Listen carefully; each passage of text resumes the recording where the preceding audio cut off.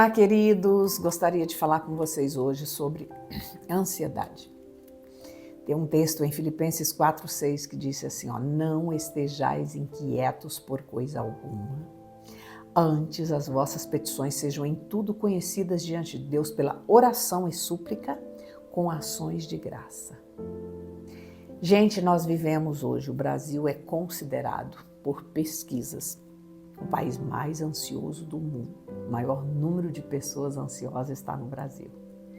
E eu queria te convidar a uma reflexão. Está muito em alta, em voga, nesses dias, o filme Divertidamente, né? Que vai trazer ali a personagem aqui do Divertidamente 1, que ela era uma criança e agora ela chegou na adolescência. Então eles colocam ali algumas emoções que a menina vive. Então eles colocam uma delas, que chegou agora na adolescência, é a ansiedade, né? Tem o tédio, tem a inveja, tem a vergonha, mas eu queria falar da ansiedade. E na verdade a ansiedade não é uma emoção. As emoções básicas do ser humano, as 4 emoções básicas é alegria, tristeza, medo e raiva. Essas 4. A ansiedade já vai ser um subproduto ou um resultado de, por exemplo, o medo, tá? E se vocês prestaram atenção, para quem já viu o filme,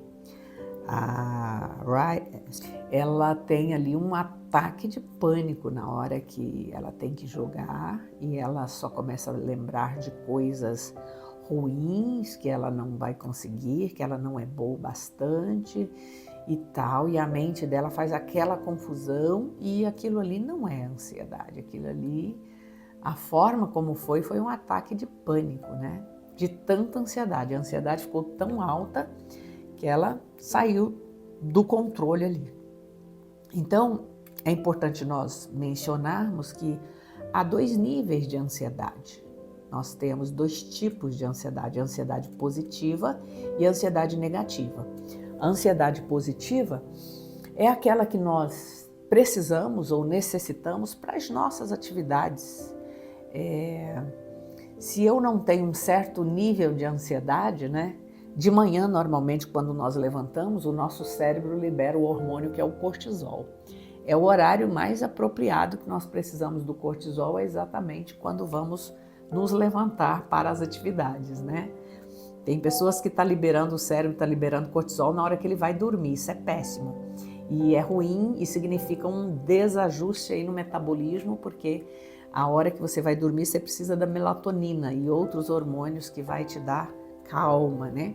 Então, a ansiedade positiva, ela vem com um certo nível de liberação hormonal também, através das nossas reações, dos nossos pensamentos, das nossas convicções, né? Nós fazemos coisas. É importante, por exemplo, um jogador diante de um atleta, né? Diante de uma competição ou do início de uma prova ou antes de uma prova, ele vai ter ali um nível de ansiedade. Mas como ele treinou, como ele se preparou, como ele está acostumado com o treino, com o preparo, aquela ansiedade é positiva. Aquilo vai dar para ele disposição, vai dar para ele garra, vai dar para ele foco, né? Para ele desenvolver aquela atividade. E isso, atleta ou outras profissões também, né? Um médico, um cirurgião diante de uma mesa de cirurgia, né? Ele até tem ali, por mais que ele tenha expert, pode ser que ele tenha ali um nível de ansiedade positiva, que vai levá-lo a ter foco e atenção para ele ser o mais preciso possível naquela cirurgia ali, né? Essa é a ansiedade positiva. Mas o que o filme mostra, aquela paranoia que a Riley teve, é uma ansiedade negativa. Ali ela teve meio que um surto, né? Um pânico. Naquele nível não é bom. Taquicardia, sudorese, né? Desespero, agonia. Aí já saiu totalmente desse nível. Então essa ansiedade não é boa, ela é prejudicial. E ela é um subproduto, um resultado do medo, da insegurança, de tudo ali que ela estava vivenciando com os pensamentos, né, recorrentes, os pensamentos as crenças daquele momento ali, desadaptativas e disfuncionais, né, que levou naquele nível de ansiedade. Então, nós precisamos entender isso, tá? A alegria, tristeza, raiva e medo são as emoções básicas. As outras são aí já resultado do não controle ou da exacerbação dessas. Por exemplo, a tristeza é normal. Você fica triste, a criança fica triste, o adolescente fica triste, o adulto fica triste. Mas em que nível a tristeza já é prejudicial ou patológica? É no nível em que ela paralisa a pessoa para as atividades, para as relações, né? Faz a pessoa ficar enclausurada, a pessoa não tem mais prazer em nada. Aí não é mais tristeza, aí já foi para o lado da depressão. Temos a tristeza pós-luto, pós-perda, também é normal. Ela vai ficar aí alguns dias e vai passar. A tristeza patológica, a tristeza que já está num nível depressivo, é aquela em que a pessoa não consegue sair e começa a ficar limitada nas suas atividades do dia a dia e principalmente nas atividades que lhe traziam prazer, né? Assim como o medo ele é estruturante, né? Também a pessoa que tem medo, ela evita muitas coisas, muitas tragédias.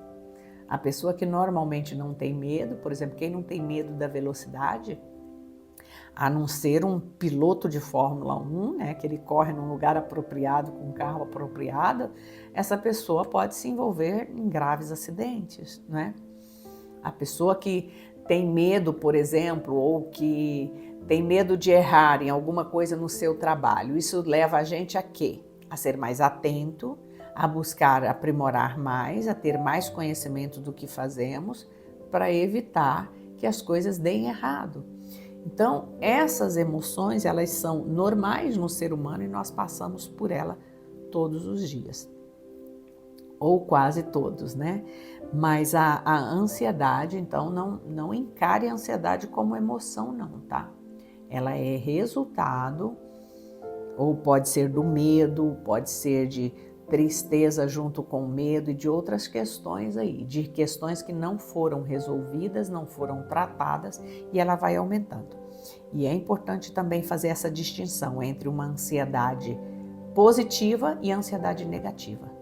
A ansiedade negativa, ela pode descarrilhar ou descambar para o pânico, para a fobia, né? E impede também a pessoa, vai limitando a pessoa de exercer suas atividades, seus compromissos, seu trabalho e assim por diante, né?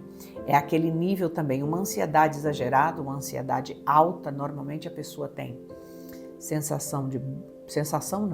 sintoma, né? De boca seca, sudorese nas mãos, tá? Sensação de desmaio, batimentos cardíacos muito acelerados. Quando já está nesse nível aí, já está caminhando para o pânico, né? Então, precisa muitas vezes de ajuda, precisa ser tratado com terapia e dependendo do nível, já precisa até de um remédio para ajudar, né? De um ansiolítico. Então, lance sobre o Senhor a sua ansiedade. Não fique inquieto por coisa alguma. Você serve a um Deus tão grande. Nós estamos em tempo de ansiedade. Nós estamos num mundo ansioso pelas doenças, pelos vírus. Os vírus têm se multiplicado. Por dificuldades financeiras. O nosso país está numa guerra terrível. Nós estamos, irmãos, nós não estamos numa batalha política. Nós estamos numa guerra espiritual.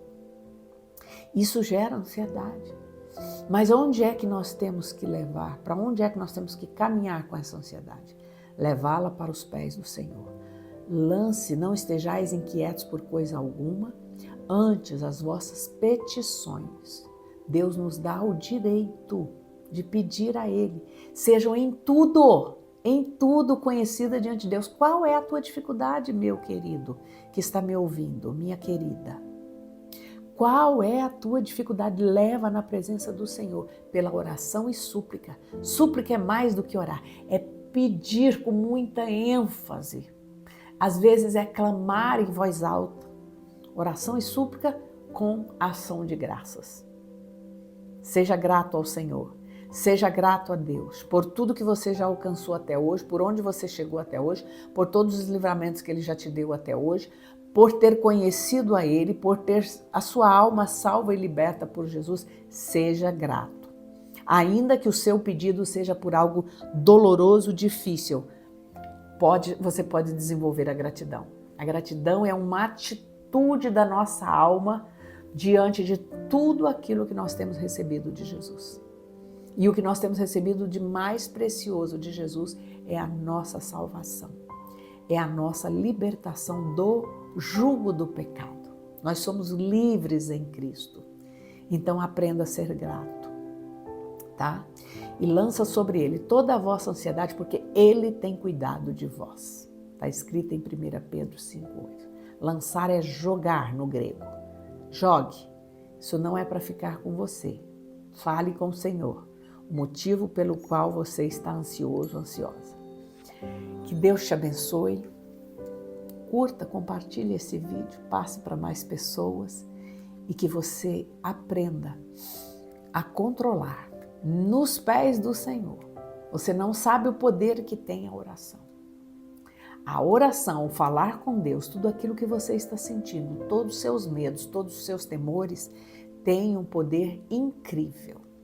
Então, eu deixo para você este vídeo hoje. Coloque em prática, que você vai ser grandemente abençoado.